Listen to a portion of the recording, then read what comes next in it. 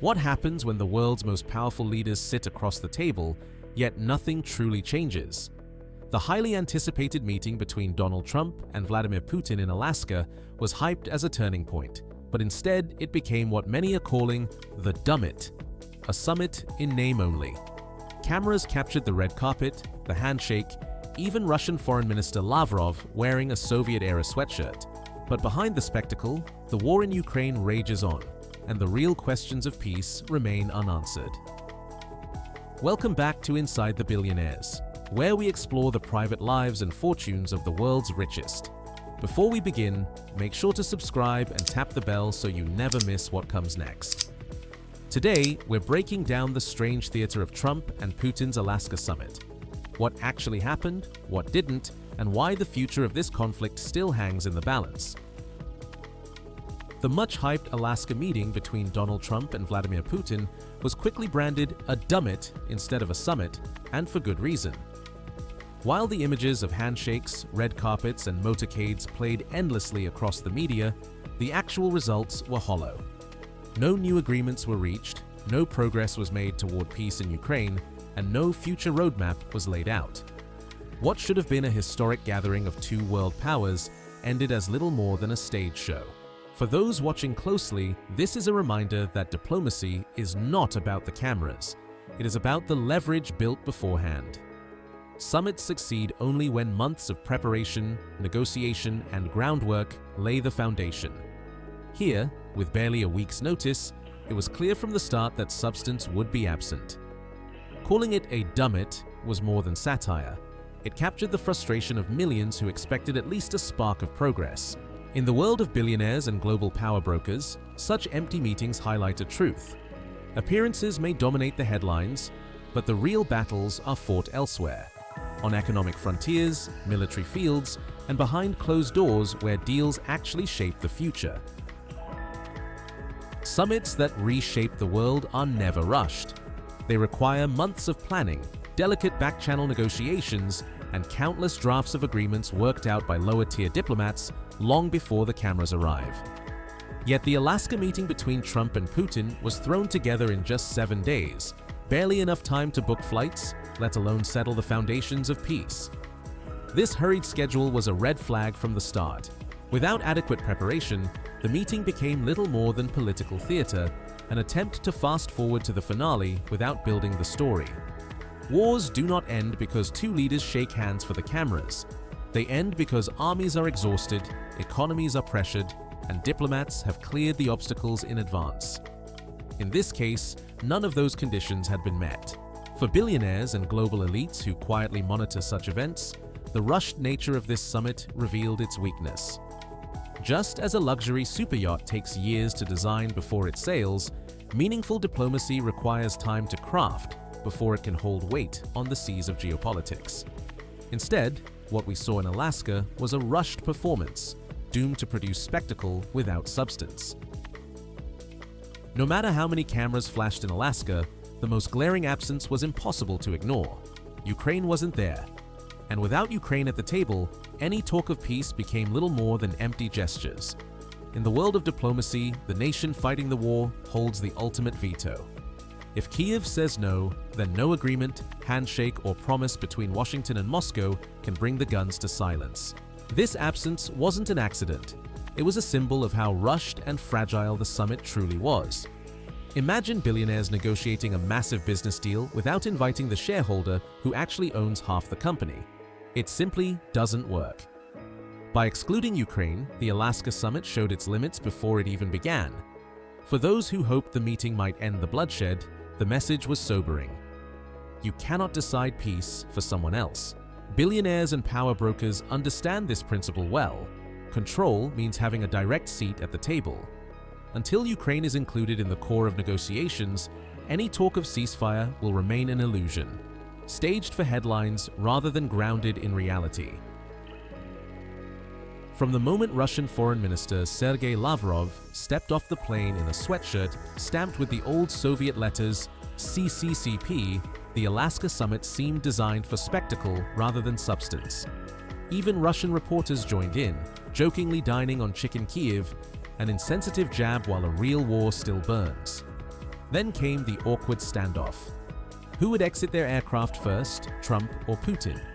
Cameras rolled as if this game of chicken was a grand geopolitical event. The handshake finally arrived. Trump clapping and smiling, Putin striding forward under the red carpet. These images filled television screens worldwide, endlessly analyzed, dissected, and replayed. Yet beyond the optics, nothing had changed. No new agreements, no binding commitments, just photographs destined for front pages. This is where billionaire influence mirrors global politics. In the same way billionaires showcase super yachts, luxury jets, and red carpet lifestyles to project power, nations also lean on symbols to mask a lack of progress. But symbols don't win wars, and optics don't feed nations. The Alaska Summit's visuals were strong enough for headlines, but hollow at their core. Billionaires know too well. When image overtakes reality, the cracks eventually show. The handshake between Donald Trump and Vladimir Putin was billed as history in the making. Cameras captured every angle. Trump clapping with enthusiasm, Putin wearing his trademark half smile, and the red carpet laid out as if peace itself was walking toward the world. But while the image traveled across headlines, the reality remained stubbornly unchanged. For those in Kiev, watching the US president warmly greet a man wanted by the International Criminal Court, the scene felt like betrayal. Yet, beyond the outrage, the handshake meant little.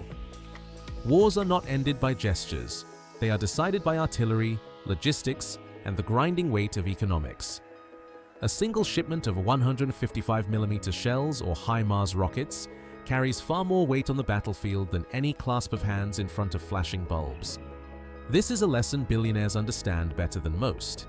A photo opportunity may boost stock prices for a moment, but real value is built behind the scenes, through leverage and resources.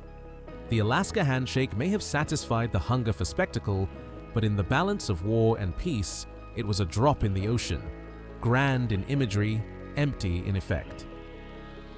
Behind the theater of Alaska, the real question was never about handshakes, but about leverage. How do you force Russia to the table? Analysts point to three main strategies, each with its own risks.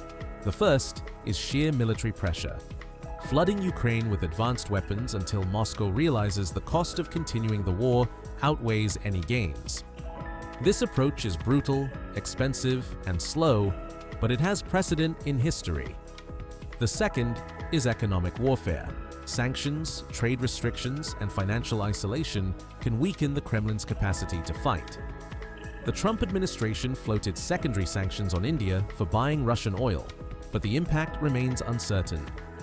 Billionaires know that money is power, and choking off revenue is often more effective than bombs. The third is the so-called peace subsidy, offering economic rewards if Russia agrees to stop the war. This was used in the Camp David Accords decades ago, and Trump's team seems tempted by this cheaper, profit-friendly path. Yet it risks strengthening Moscow long-term, even as it buys temporary peace. In billionaire terms, these are investments.